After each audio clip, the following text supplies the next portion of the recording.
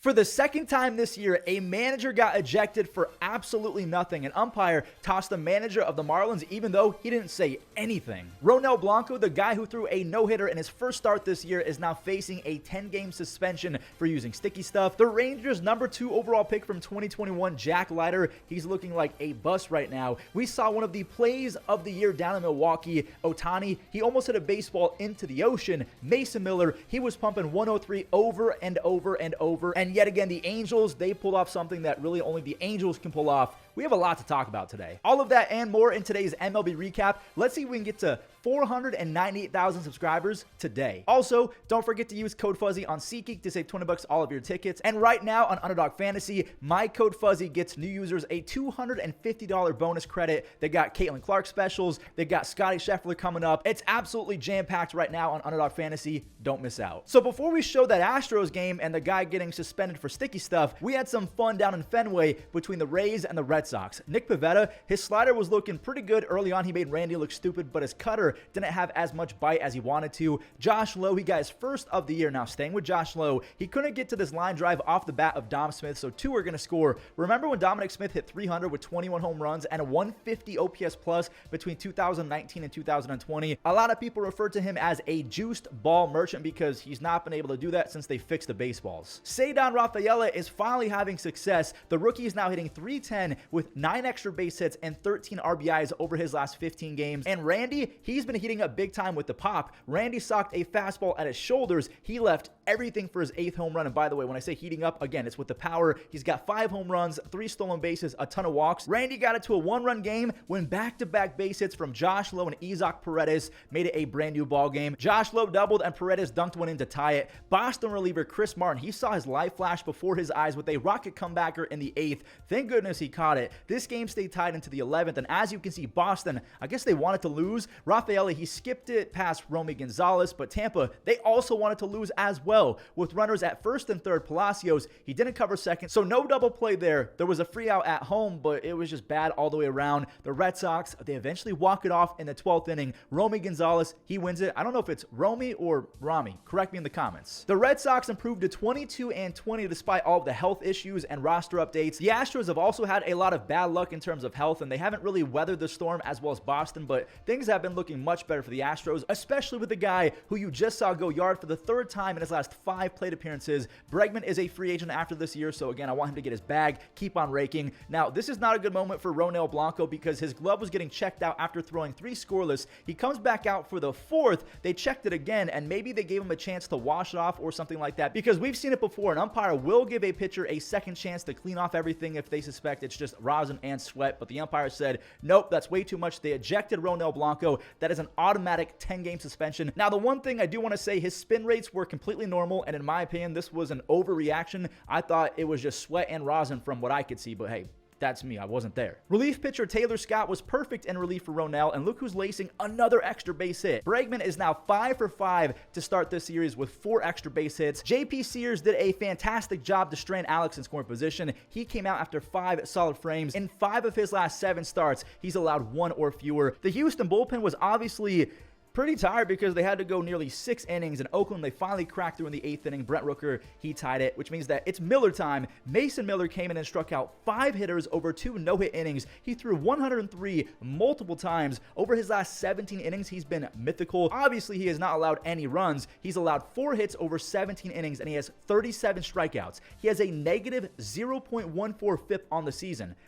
What? Now, this game is also going to need extras. This guy knows a thing or two about extras and walk-offs. Victor Caratini, he hit a walk-off home run versus the Guardians, my team, a few weeks ago. Now, he's walking it off versus the A's. Oakland has come crashing back down to earth. They're 2-8 over their last 10, while the Astros, they've won 3 in a row. The only other streak longer than Houston's 3-game winning streak is the Rockies with a 5-game streak. They're facing Dylan Cease and the Padres, so they're probably about to have their streak snapped. Okay, wait, perhaps I spoke too soon. I don't know why I went British there. It just sounded like a British sentence. Ryan McMahon blasted off for the 6th time this year. That's just the 3rd home run allowed all year by Dylan Cease. Cal Quantrill, he's one of those flip the switch, guys. Like, he's completely humble and soft-spoken off the diamond, but when he's out there, he's a maniac. He showed some flair after striking out Merrill. He's through 4 shutout frames. Dylan Cease, he was 1 out away from a 6-inning, 8-strikeout beauty with just that 1 blemish to McMahon. Now he's got 2 little dings on his day. Brendan Rodgers ripped an RBI single, and Jake Cave said, let me try that as well. There's another, and then rookie Jordan Beck grabbed his first RBI on Colorado's 3rd 2-out RBI of the inning. Tovar, my goodness, the 22-year-old now has 5 home runs, 4 stolen bases, and 3 outs above average defensively. He's going to be a perennial 2020 guy with Gold Glove defense. Now, the Padres did mount a little comeback. There was 2 RBI knocks from Camp Usano and Arise that set up a bases-loaded chance for Jake. Now, Jake lined out, but not before a run scored on a wild pitch. So again, that 3rd run was just not enough. For the first time in nearly 5 years, the Rockies have won 6 ball games in a row. The Dodgers are loving that because they're now 7.5 games ahead for first place in their division. They beat up on the Giants in San Francisco. Ohtani, he connected for a 446-foot home run, his longest of 2024. I mean, cool. Ohtani has 12 home runs, 29 RBIs, 9 stolen bases. He's hitting 360. Okay, whatever. That's just Ohtani doing Ohtani things. Teoscar Hernandez scolded an RBI double. Muncy, he skied a sac fly to make it 3-0. And Gavin Lux, he's been showing out lately. He sent one to the gap for an RBI triple. He's heating up now, which is totally fair for the rest of baseball. Mookie, he legged out a triple of his own in the 7th, and look who's at it again. Ohtani's 30th RBI of the year makes it 6-1. The Dodgers, they kept tacking on runs. Rojas, he doubled in 1. Freddie, same. Well, actually, it was an RBI single. Will Smith, he's going to try for an RBI double, and Yaz is just a little bit too short. It deflects off the glove, but it's not an RBI because Freddie had to hold up. Okay, there we go. There's the double digits that LA was looking for. Teoscar plates 2 more on his triple. He's their 6th hitter. He's got 11 home runs, 36 RBIs, and I didn't even get a chance to talk about Gavin Stone, who now has 4 consecutive starts of 6 or more innings thrown with 1 earned run or fewer allowed. What even is this Dodgers team? The only other team ahead of the Dodgers is the Phillies, and they're trying to become the first team in baseball to 30 wins. LA's at 29, by the way. Jose Budo, he fell apart in the 3rd, and that's all Aaron Nola needed to feel like he could be in his bag. Bohm, he got another RBI with runners in scoring position. He got hit. Marsh, he then walked for the 2nd free run. Bohm was probably thinking, I wish that happened to me instead of taking one off the body. Those were the only runs scored for a while because Aaron Nola was perfect through 4. He then came back from a 3-0 count to strike out Pete Alonso. Down goes Beatty as well, so he's perfect through 5. The perfect game was ruined on a single by Tyrone Taylor. I won't show it, but Aaron, he clutched up to get the next 3 out, so we're in the 7th now. Starlin Marte, he wanted to spark a little rally. Lindor smoked a line drive. He's frustrated because it went straight to someone, and then Pete rolled into a double play, so Aaron Nola, he's cruising. Bryson Stott got on base all 4 times. He had 3 walks before that RBI base hit. Bohm, he's up with ducks on a pond again, and did that stay fair? It's Bohm with runners in score position. Of course it stayed fair. He has 36 RBIs. Nola got into a little bit of a pickle in the 9th. 2 were on for Lindor, but Francisco got beat on the inside fastball, and there it is. Aaron Nola's 4th career complete game shutout gives the Phillies their 30th W. Staying with the shutouts, Matty O, Chris Sale, and the Braves made easy work of the Chicago Cubs. Chris Sale, I think he struck out 10 in his last start, and here he's again striking dudes out. Olsen, he finally got something to get past someone. That's an RBI double. Harris hit one past everyone. He's been struggling a little bit talking about Michael Harris, so he's trying to wake up. The Braves got 1 more on a pass ball, another on a sac fly from Marcell Ozuna, so it's 4-0 after 4. Make it 7-0 after 4 because Matt Olson hit his 5th home run of the year, a 435-foot prodigious 3-run home run. That does it for the scoring for either team because Chris Sale, the freak, is back in action. He went 7 shutout on 2 base hits. He struck out 9. Over his last 4 starts, he has a 0.72 ERA. He's a free agent after the season. He's making himself a ton of money right now. So the Braves shut out the Cubs and the Marlins shut out the Tigers. I hate to spoil it, but yet again, Reese Olson got screwed by his offense. Reese, he was painting all night long. He painted 95 right there and Skip Schumacher. I guess he had some words. Then he got tossed. Moments later, he was like, wait, I didn't say anything. He's pleading his case just like Aaron Boone did a couple weeks ago. He's saying he never said a word, and after some time, I think Skip Schumacher stayed in and a bench coach got ejected. It was the Aaron Boone situation all over again. No one knew what they were doing. Both starters were insane. Reese Olson, he was dicing up the Marlins. Ryan Weathers, he was basically the lefty Aaron Nola. He was perfect through 5 innings as well. Ultimately, he didn't throw a perfect game either, but he was sick regardless. Ryan Weathers and Reese Olson combined for 16 shutout innings, 6 base hits total. Good for Ryan Weathers, who's maybe the greatest high school pitcher of all time. Reese Olson made some history in the worst way. He's the first starting pitcher ever to start a season 0-4 with a sub 2.25 ERA because his offense is not getting him any run support. He doesn't get the L himself, but this lone RBI from Jesus Sanchez in the top of the ninth was the only run scored between either team. Spencer Torkelson missed a game-tying hit by a few millimeters. Then he popped up. AJ Puck, I guess he's back in the bullpen now. He got his first save of the year.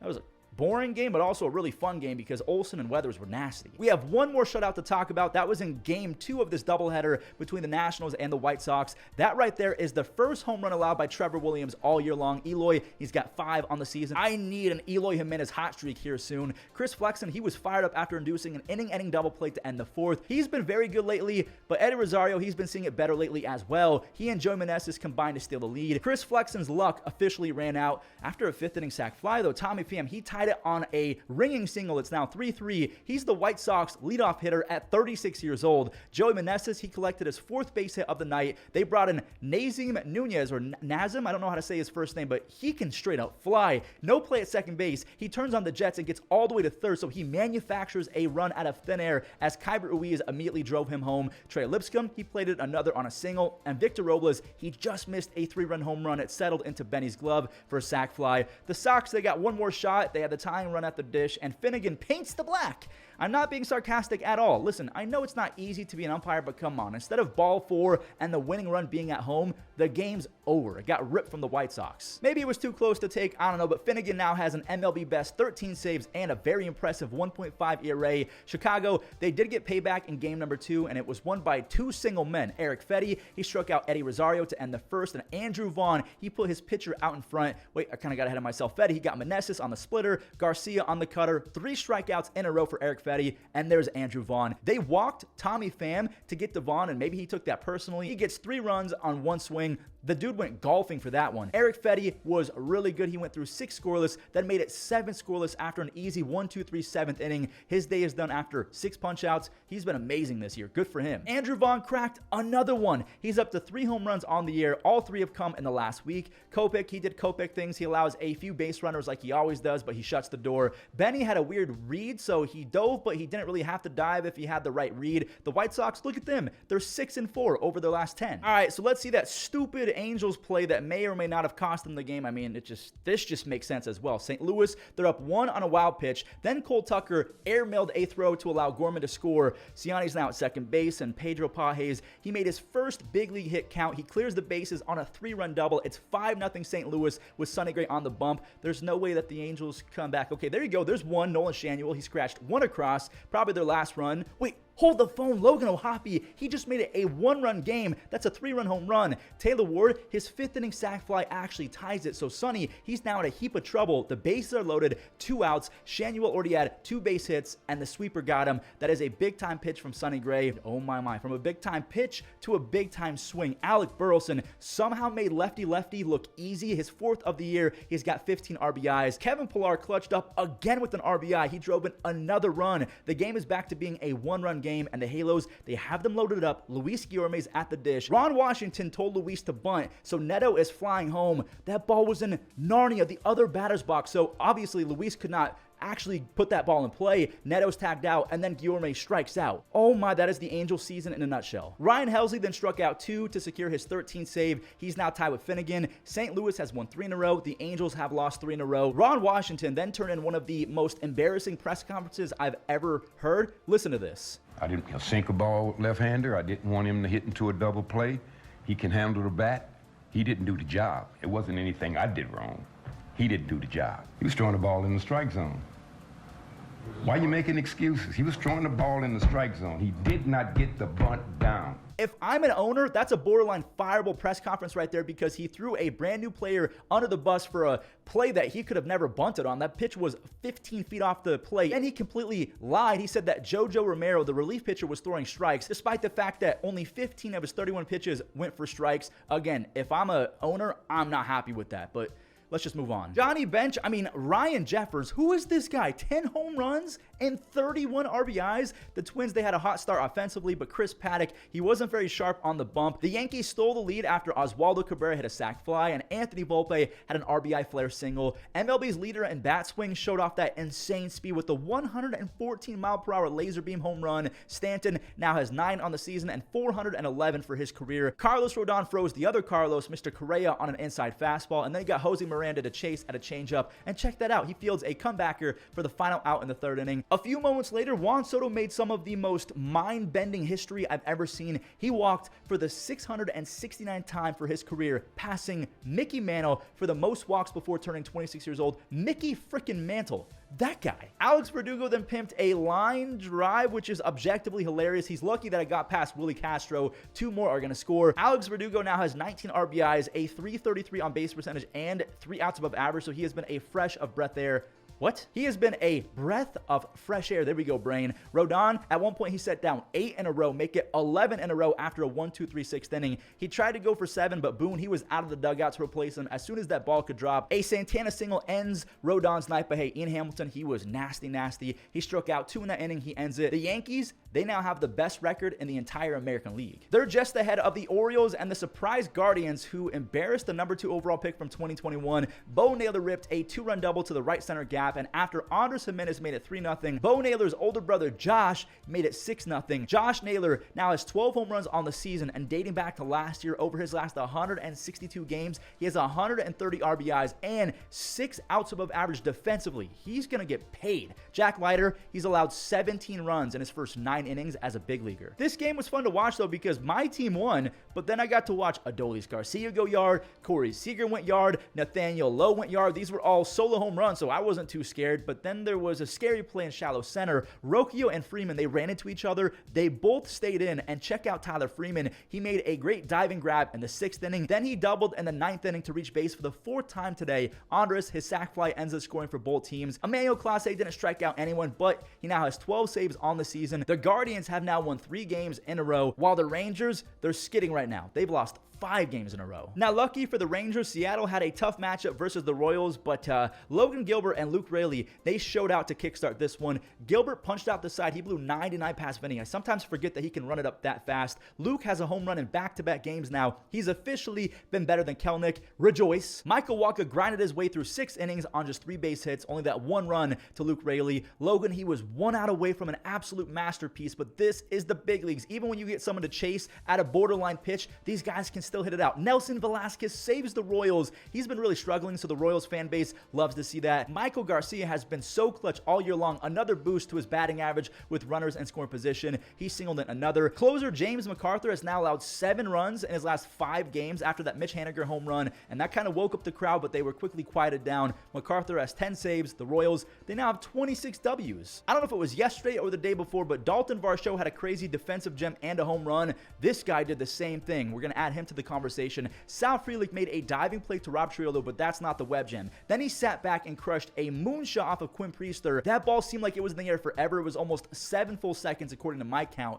Bryce Terang, he showed off the 2-strike approach with an RBI the other way, and Yelich, he ripped an RBI single. Yeli's hitting .360 with the 205 OPS plus through 17 games. Nick Gonzalez, good lord, that's a damn cut right there. I've collected his cards forever. His ceiling is incredibly high. Now fast forward to the 8th. Kutch, he got robbed in a way that he used to rob others back in the day. Sal Frelick left his feet and went airborne. He made a full extension catch. Is that the catch of the year? Let me know in the comments. Now, Frelick cannot catch this one. Connor Joe has a home run in 3 consecutive games. He's got 6 home runs and 21 RBIs. Trevor McGill, he bounced back to strike out Jack Sawinski, so that 4-run inning was just enough. They barely beat the Pirates 4-3. All right, here we go. The final game of the day, so I can get you guys out of here and watching the web gems. Hunter Green tossed a clean 1-2-3 first inning. Mike Ford took forever to get to first, so he caused a collision with rookie Blaze Alexander. Kind of weird right there, but Green, he struck out Jock for the 3rd out. Christian Walker saw 104 coming directly back to him. He made the snag to Rob Will Benson. Blaze Alexander, he got one through this time. His 2-run missile single grabs the lead, and it could have been even more, but India, he left his feet for a sick leaping grab to Rob Jock, and I think that ends the inning. Here comes the Reds after a sac fly from Jake Fraley. Jamier, he tied it on a base hit up the middle. Again, the score's tied 2-2 when Will Benson crushed the ball, and this time he avoided Christian Walker. A great idea if you ask me. He's up to 5 home runs and 8 stolen bases. Arizona, they brought in the awful Logan Allen. He allowed a few to score. Espinal and Fairchild, they delivered for 2 more RBIs. The Reds, they went easy. Both teams are still trying to find their stride, and maybe this helps Cincinnati find theirs. So that does it for today's recap. Thank you so much for watching. I appreciate your support on the series. You guys have really blessed me. Thank you again. Enjoy the web gems. And so he went to their unit.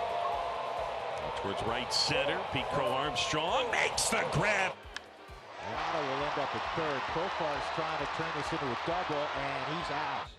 Hard ground ball, diving to his right at first base. Wade, he's got it. Jumps to his feet. Time for the out at first. 1 away. Usage. Short wall, Renfroe. Here comes a throw into second. The tag. He's out. A loop into center field. And over the shoulder.